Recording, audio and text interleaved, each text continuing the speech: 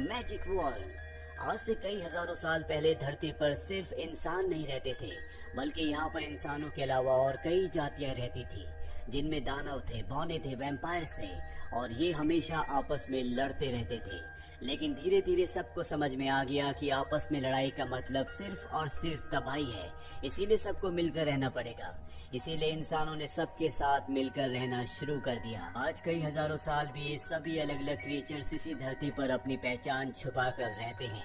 यही हमें एक बच्चे को दिखाया जाता है जिसका नाम टॉम है, जो अपने पिता के साथ मैजिकल स्कूल जा रहा है।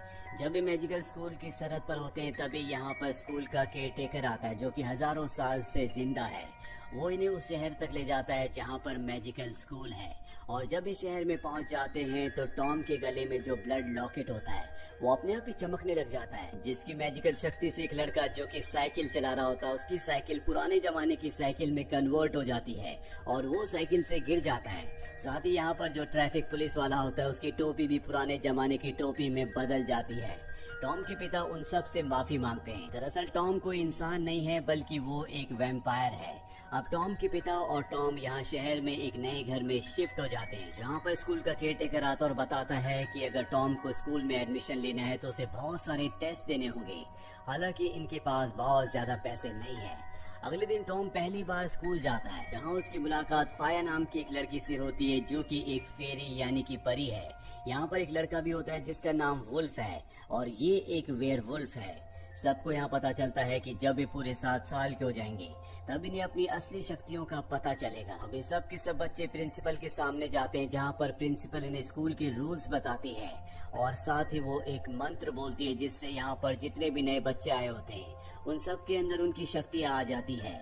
फाया, टॉम और उसका साथी जो वुल्फ होता है, इन तीनों के अंदर भी इनकी शक्तियाँ आती है, लेकिन ये अपनी शक्तियों को कंट्रोल नहीं कर पाते और ना ही उन्हें अच्छे से यूज कर पाते हैं, जिससे तीनों के तीनों डिसअपॉइंट हो जाते हैं। वही टॉम के पिता को दिखाया जाता है, जो शहर के मेयर के पास जाते हैं और वो उन्हें बताते हैं कि मेरे पास इतने पैसे नहीं है कि मैं टॉम की फीस का जो टैक्स है वो दे पाऊँ। मेयर कहता है कोई बात नहीं, टैक्स देने की जरूरत नहीं है, लेकिन जो टॉम के गले में ब्लड लॉकेट है वो लॉकेट तुम मुझे दे दो, जिसके बदले मैं टॉम के सारे टैक्स माफ कर दूंगा। लेकिन टॉम के पिता कहते हैं कि मैं ऐसा नहीं कर सकता, वो टॉम की मॉम की आखिरी निशानी है जो मरते वक्त उसने टॉम को दी थी। हालांकि मेयर को ये सुनने के बाद बहुत गुस्सा आता है, लेकिन वो अपना गुस्सा उसे नहीं दिखाता और कहता है कि तुम जा सकते हो। दरअसल मेयर ने जानबूझकर टॉम को स्कूल में बुलाया है क्योंकि वो उस ब्लड लॉकेट को हासिल करना चाहता है। अब मेयर की जो असिस्टेंट होती है वो उसे रात को टॉम के घर भेजता है, जो ब्लड लॉकेट को चुरा कर मेयर के पास ले आती है। पर जैसे वो ब्लड लॉकेट को मेयर के हाथ पर रखती है वो अपने आप ही गायब होकर वहीं चला जाता है जहां पर वो था, यानी टॉम के पास। मेयर समझ जाता है कि इस लॉकेट को चुराया नहीं जा सकता, इसे तभी हासिल किया जा सकता है जब इसका मास्टर यानी कि खुद टॉम इस लॉकेट को किसी के हवाले कर दे। और अब वो ऐसा कोई रास्ता निकालना चाहता है जिससे टॉम उस लॉकेट को उसे दे दे। वही टॉम जब अगले दिन स्कूल जाता है तो वहाँ पर कुछ बच्चे उसे चिढ़ाते हैं, क्योंकि टॉम एक वैम्पायर है और उसे खून देखकर बहुत डर लगता है। टॉम यहाँ से निकलकर जंगल में चला जाता है, जहाँ पर उसे अपने दोनों दोस्त वुल्फ और फाया भी मिलते हैं। दरअसल ये दोनों भी अपनी मैजिकल पावर को इस्तेमाल नहीं कर पाए थे, इसीलिए इनको भी सब बच्चे स्कूल में चिढ़ा रहे होते हैं और अब ये दोनों यहाँ से जाना चाहते हैं। टॉम भी इनके साथ शामिल हो जाता है और अब ये तीनों के तीनों स्कूल को छोड़कर यहाँ से निकलना चाहते हैं। और जब ये ब्रिज की तरफ बढ़ रहे होते हैं तभी पीछे एक साये को दिखाया जाता है, जो लगातार इनका पीछा कर रहा होता है। ये तीनों के तीनों मैजिकल ब्रिज तक पहुँच जाते हैं, जहाँ पर स्कूल का केयर टेकर होता है। वो इनसे पूछता है कि तुम कहाँ जा रहे हो। ये बताते हैं कि हम इस जगह को छोड़कर जाना चाहते हैं, और तभी वो अपनी भविष्यवाणी की किताब को निकालता है और बताता है कि यहाँ इस दुनिया में एक ऐसी भविष्यवाणी है जिसके मुताबिक 3 बच्चे यहाँ पर आएंगे और वो तीनों इस जगह को बुरे साये से यानी कि शैतानी शक्ति से आजाद करवाएंगे, और वो तीनों बच्चे तुम ही हो। जल्दी तुम अपनी पावर्स को अच्छे से यूज कर पाओगे। टॉम को ये सारी बातें मनगढ़ंत यानी कि झूठी लगती है। वो यहाँ से जाने लगता है, जिससे केयरटेकर को गुस्सा आ जाता है और वो अपने असली रूप में बदल जाता है। दरअसल वो एक जाइंट होता है और इससे पहले कि वो इन पर हमला करता है, यहाँ पर वही साया आ जाता है जो लगातार इन तीनों बच्चों का पीछा कर रहा था और वो इन तीनों बच्चों को यहाँ से बचाकर अपने घर ले आता है, जहाँ वो इन तीनों बच्चों को बताता है कि मैं तुम्हारे स्कूल में सफाई का काम करता हूँ, मेरा नाम हैना पेल है। ये बच्चे उससे भविष्यवाणी के बारे में पूछते हैं जो जाइंट ने यानी केयरटेकर ने इन तीनों को बताई थी। वो कहता है फिलहाल तुम इस बारे में भूल जाओ और अपनी पढ़ाई पर ध्यान दो। यहाँ पर इन्हें किताब दिखती है जिसमें लिखा होता है कि स्कूल में एक लाइब्रेरी है जो कि मैजिकल किताबों से भरी हुई है, और वहाँ पर एक किताब ऐसी भी है जिस किताब में भविष्यवाणियों के बारे में लिखा हुआ है। इसीलिए तीनों के तीनों हैना पेल के घर से निकल जाते हैं और स्कूल में लाइब्रेरी को ढूंढना शुरू कर देते हैं, जहाँ पर इन्हें रास्ता मिल जाता है। ये तीनों की तीनों उस रास्ते से अंदर जाते हैं जहाँ पर कुछ निशानों से पता चलता है कि वो खुफिया लाइब्रेरी कहाँ पर है। पर जब ये तीनों आगे जाते हैं तो देखते हैं कि लाइब्रेरी के डोर के बाहर एक भेड़िया यानी कि वुल्फ बंधा हुआ है जो इस डोर की रक्षा कर रहा है। लेकिन इनके साथ पहले से वुल्फ है जो उस दूसरे वुल्फ के पास जाता है, उससे बातें करने लगता है, और जब वो उसे अपनी बातों में लगाता है तो टॉम और फाया दोनों के दोनों उस डोर के अंदर चले जाते हैं। पर इसका भी कोई फायदा नहीं होता क्योंकि दरवाजे की दूसरी तरफ एक बहुत गहरी खाई होती है जिस खाई को पार करने का कोई भी रास्ता नहीं होता। ये उस खाई के अंदर एक पत्थर फेंकते हैं और तभी अंदर से बहुत सारे चमगादड़ बाहर निकलते हैं। यहाँ पर टॉम को समझ में आ जाता है कि ये कोई ना कोई भ्रम यानी कि इल्यूजन है। इसे दूर करने के लिए उसे कुछ न कुछ करना होगा, और तभी वो अपने गले से बैट की आवाज यानी कि चमगादड़ की आवाज निकालता है, जिससे यहाँ पर अदृश्य पिलर अपने आप ही विजिबल होना शुरू हो जाते हैं जो उस पार जाने का रास्ता है। वो फाया को पकड़कर उन पिलर के सहारे इस खाई को पार करके दूसरी तरफ पहुंच जाता है। और यहाँ टॉम ने पहली बार अपनी वैम्पायर की पावर को यूज किया था जब उसने चमगादड़ की आवाज निकाली थी। अभी दोनों के दोनों लाइब्रेरी में पहुंच जाते हैं। इन्हें वो किताब मिल जाती है जिससे भविष्य के बारे में पता लगाया जा सकता है, लेकिन वो बहुत ऊपर होती है।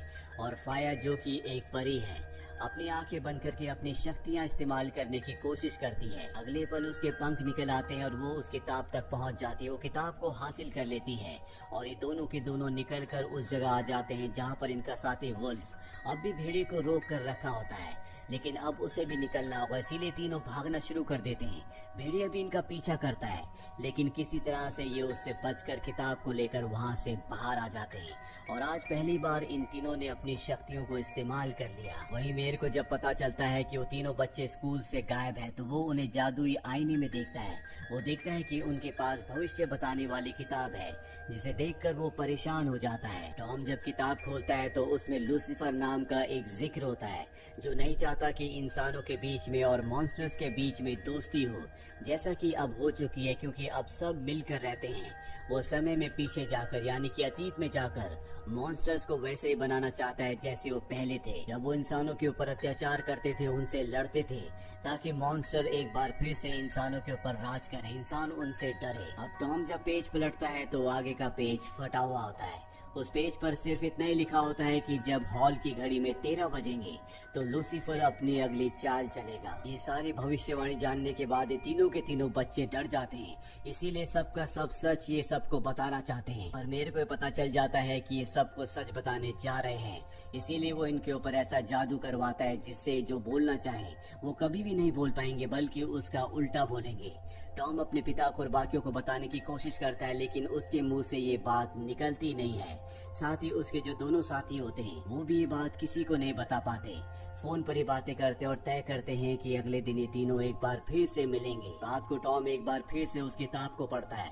वो उस लाइन को पढ़ता है जहाँ पर लिखा होता है कि लूसीफर एक बार फिर से सभी मॉन्स्टर्स को पुराने वक्त में ले जाना चाहता है। और तभी टॉम को एहसास होता है कि उसके गले में जो लॉकेट है वो भी चीजों को पुराने वक्त में बदल देता है, जैसे कि उसने ट्रैफिक पुलिस वाले की और उस लड़के की साइकिल को बदल दिया था।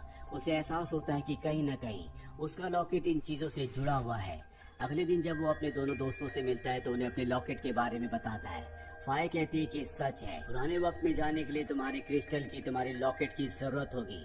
और अभी तीनों की तीनों तय करते हैं कि टाउन हॉल में जाएंगे जहाँ पर मेयर रहता है, जहाँ पर वो घड़ी है जिसमें 13 बजने पर लूसीफर अपनी चाल चलेगा। लेकिन वहाँ सिक्योरिटी होती है, लेकिन किसी तरह से वुल्फ और फाया सिक्योरिटी को अपनी बातों में उलझाकर टॉम को अंदर एंटर करवा देते हैं। यहाँ पर टॉम के गले का जो ब्लड क्रिस्टल होता है वो एक तरफ अट्रैक्ट होना शुरू हो जाता है और टॉम भी उसके पीछे चलना शुरू कर देता है और वो उस जगह पहुँच जाता है जहाँ पर एक बहुत बड़ा क्रिस्टल होता है जो ठीक उसी तरह का क्रिस्टल है जिस तरह का टॉम के गले में है। और जब टॉम के गले का ब्लड क्रिस्टल उसके बहुत नजदीक जाता है तो यहाँ पर मेयर की जो असिस्टेंट होती है उसका कंप्यूटर बदलकर पुराने जमाने के कंप्यूटर में बदल जाता है। साथ ही टॉम का बैग भी बदल जाता है। मेयर की असिस्टेंट समझ जाती है कि यहाँ पर टॉम क्रिस्टल के साथ आ चुका है। वो ये बात बताने के लिए मेयर के पास जाती है, लेकिन तब तक टॉम यहाँ से निकल जाता है। मेयर अपने असिस्टेंट से कहता है कि मुझे किसी भी कीमत पर टॉम का ब्लड क्रिस्टल चाहिए। मेयर यहाँ पर ये भी रिवील करता है कि उसके पास टाउन हॉल में जितने भी क्रिस्टल्स हैं उसने दुनिया भर में कई जादूगरों को मारकर उनसे जबरदस्ती इस क्रिस्टल को हासिल किया है और अब उसे टॉम का क्रिस्टल चाहिए। वही फायर टॉम को बताती है कि तुम्हारी मॉम ने तुम्हें ब्लड क्रिस्टल दिया था, इसका मतलब वो अपने टाइम की बहुत बड़ी जादूगर थी और उन्हें इस क्रिस्टल को संभालने के लिए दिया गया था। अब जबकि टॉम का बैग पुराने जमाने के बैग में बदल चुका था तो उसके अंदर जो भविष्य बताने वाली किताब थी वो भी पुराने जमाने के वक्त की तरह बदल गई थी और उसका जो फटा हुआ पेज था वो भी वापस आ चुका था। और अब ये उस पेज को पढ़ते हैं जिसमें लिखा होता है कि सूर्य ग्रहण के दिन लूसीफर सबको एक बार फिर से पहले की तरह बदल देगा और सभी मॉन्स्टर्स को चेंज कर देगा। और आज ही सूर्य ग्रहण होता है और मेयर ने सबको टाउन हॉल में बुलाया होता है। तीनों के तीनों समझ जाते हैं कि लूसीफर और कोई नहीं बल्कि खुद मेयर है। लेकिन मेयर को अपने मकसद को पूरा करने के लिए वो आखिरी क्रिस्टल चाहिए जो कि टॉम के गले में है। टॉम फैसला करता है कि वो शहर को छोड़कर चला जाएगा और वो उस ब्रिज तक पहुंच जाता है जहां पर शहर का केयर टेकर है। लेकिन इस बार वो उसे यहाँ से जाने देता है और इससे पहले कि वो ब्रिज को क्रॉस करता वहाँ पर मेयर जो कि अपने असली रूप में यानी कि लूसीफर के रूप में आ जाता है वो फायर को पकड़ लेता है और टॉम से कहता है कि अगर तुम ब्लड क्रिस्टल को लेकर टाउन हॉल के टावर पर नहीं आए तो मैं तुम्हारी दोस्त फायर को मार दूंगा। इसीलिए टॉम को वहाँ पर जाना पड़ता है। अपने साथी वुल्फ के साथ वहाँ पहुँच जाता है जहाँ पर वो लूसीफर को यानी कि मेयर को उस क्रिस्टल को दे देता है जिसके बदले वो फायर को छोड़ देता है। अब वो इन तीनों को बताता है कि टाउन हॉल के बाहर सभी लोग इकट्ठा होने वाले जिसमें बहुत सारे मॉन्स्टर्स भी हैं। मैं उन्हें पहले की तरह बना दूंगा और जब वो पहले की तरह बन जाएंगे तो मेरी एक आर्मी होगी और हम इंसानों के ऊपर राज करेंगे। और इसके बाद वो टॉम के ब्लड क्रिस्टल को उस बड़े क्रिस्टल के साथ जोड़ देता है और ऐसा करते ही उस क्रिस्टल से लाल रंग की ऊर्जा रोशनी निकलना शुरू हो जाती है जो नीचे खड़े लोगों के ऊपर जाने लगती है जिसमें बहुत सारे मॉन्स्टर्स भी हैं। ठीक इसी वक्त 13 भी बच जाते हैं जैसा कि भविष्यवाणी में लिखा था कि जैसे ही 13 बजेंगे लूसीफर अपनी चाल चलेगा। लूसीफर ने अपनी चाल चल दी है पर इससे पहले कि नीचे खड़े मॉन्स्टर पुराने मॉन्स्टर्स में यानी कि बहुत ही खतरनाक मॉन्स्टर्स में बदल जाते। यहाँ पर टॉम का जो क्रिस्टल होता है वो अपने आप ही गायब हो जाता है।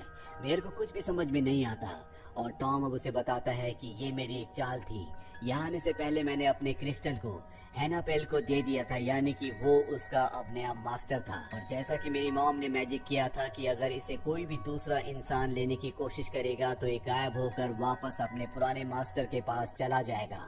इसीलिए अब वो दोबारा से हैनापेल के पास जा चुका है। ये सुनकर मेरे को बहुत गुस्सा आता है। वो इन तीनों के ऊपर हमला कर देता है जिस हमले में टॉम बेहोश हो जाता है। साथ ही वो फायर को ऊपर से नीचे गिरा देता है। ये देखकर वुल्फ को बहुत गुस्सा आता है। वो उसके ऊपर हमला कर देता है लेकिन वो मेयर के सामने टिक नहीं पाता और अगले पल फायर अपनी शक्तियों का इस्तेमाल करके उड़ते हुए वापस ऊपर आ जाती है। वो टॉम को होश में ले आती है और इसके बाद टॉम मेयर से लड़ता है और जब वो टॉम के ऊपर हमला करता है तो टॉम आगे से हट जाता है। पीछे क्रिस्टल होते हैं जिससे उसका हमला सीधा क्रिस्टल पर लगता है और क्रिस्टल से एक रोशनी निकलती है जो मेयर को क्रिस्टल में बदल देती है जिसके बाद वो टूटकर बिखर जाता है और इस तरह से लूसीफर की हार और इन तीनों की जीत होती है। इसके बाद ये तीनों के तीनों नीचे आते हैं जहाँ पर हैनापेल इनके पास आता है। वो टॉम को उसका ब्लड लॉकेट वापस लौटा देता है और कहता है कि भविष्यवाणी यही थी कि 3 बच्चे आएंगे जो शैतान को हरा देंगे और तुमने उस भविष्यवाणी को पूरा किया।